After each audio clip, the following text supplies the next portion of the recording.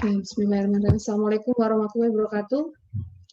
Yang saya hormati Menteri Keuangan Republik Indonesia, Ibu Sri Mulyani Indrawati. Yang saya hormati Wakil Menteri Keuangan, para pejabat eselon 1 dan jajaran.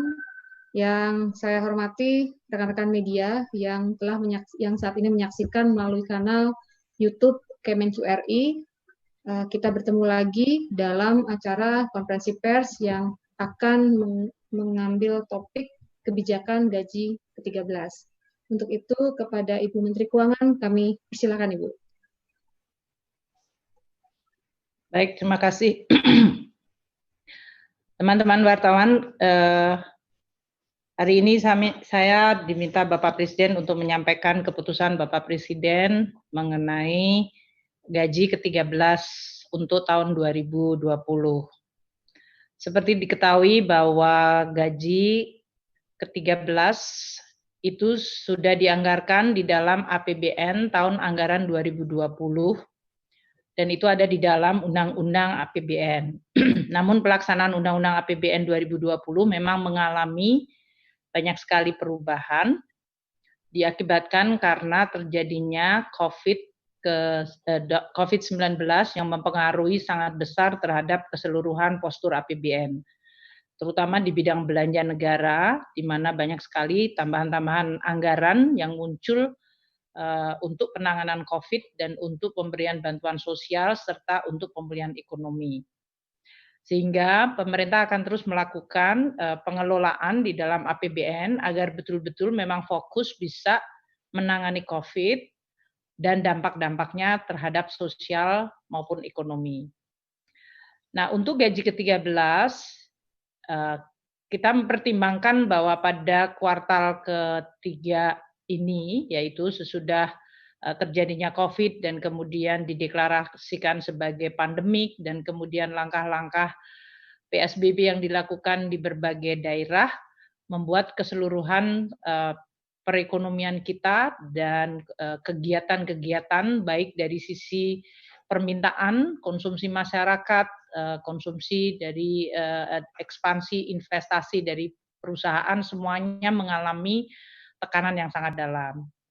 Pemerintah menganggap bahwa pelaksanaan untuk gaji ke-13 sama seperti THR bisa dilakukan untuk bisa menjadi bagian dari stimulus ekonomi atau mendukung kemampuan dari masyarakat di dalam melaksanakan kegiatan-kegiatannya, terutama ini dikaitkan dengan tahun ajaran baru dan juga dalam kondisi di mana COVID mungkin meningkatkan beberapa belanja yang dilakukan oleh ASN, TNI, Polri, dan pensiunan. Sehingga pembayaran gaji ke-13 ini sekarang dilaksanakan sebagai bagian dari stimulus perekonomian kita. Nah, untuk kebijakan gaji dan pensiun ke-13 ini, kami melaksanakan dengan memperhatikan kebijakan THR yang sudah dilakukan pada bulan Mei yang lalu, yaitu tidak diberikan kepada pejabat negara, pejabat eselon 1 dan pejabat eselon 2 dan pejabat setingkat mereka. Namun, gaji dan pensiun ke-13 diberikan kepada seluruh ASN, TNI, Polri yang berada di tidak masuk dalam kategori tadi pejabat negara, eselon 1, eselon 2 dan pejabat setingkatnya. Anggaran yang disiapkan untuk pelaksanaan pembayaran gaji ke-13 ini adalah sebesar 28,5 triliun rupiah yang terdiri dari untuk APBN, ASN, untuk gaji dan tunjangan yang melekat pada gaji untuk ASN pusat adalah 6,73 triliun rupiah. Sedangkan untuk pensiun ke-13 anggarannya adalah sebesar 7,86 triliun rupiah. Untuk pembayaran ASN daerah melalui APBD adalah sebesar 13,89 triliun rupiah. Sehingga total untuk pembayaran gaji ke-13 ini adalah 28,5 triliun rupiah.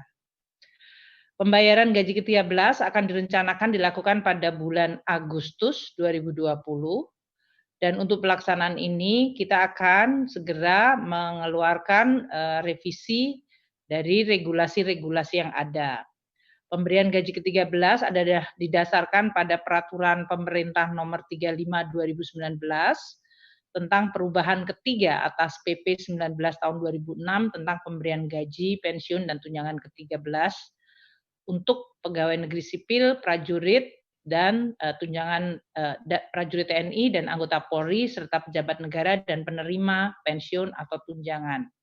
Dan PP nomor 38 2019 tentang perubahan atas PP 24 tahun 2017 yaitu tentang pemberian penghasilan ke-13 untuk pimpinan dan pegawai non-PNS pada lembaga non-struktural.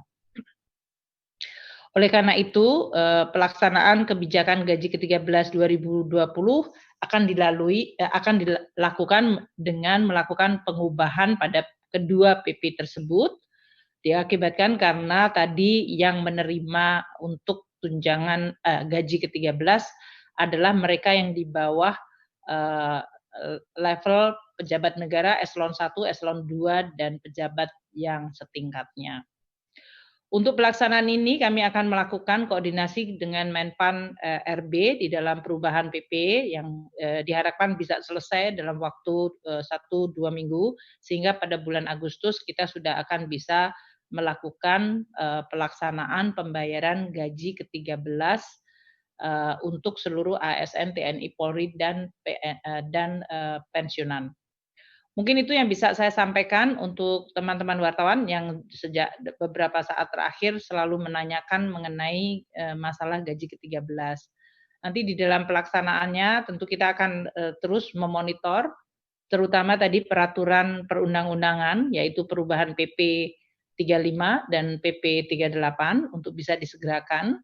Dan untuk pelaksanaan di setiap kementerian lembaga maupun di daerah kita akan monitor mulai pada bulan Agustus nanti. Demikian yang bisa saya sampaikan. Terima kasih.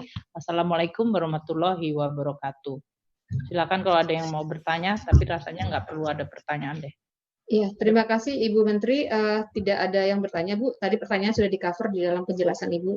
Dengan demikian kita akhiri konferensi pers pada siang hari ini. Terima kasih pada Ibu Menteri Keuangan. Selamat siang. Assalamualaikum warahmatullahi wabarakatuh. Waalaikumsalam. Terima kasih semuanya.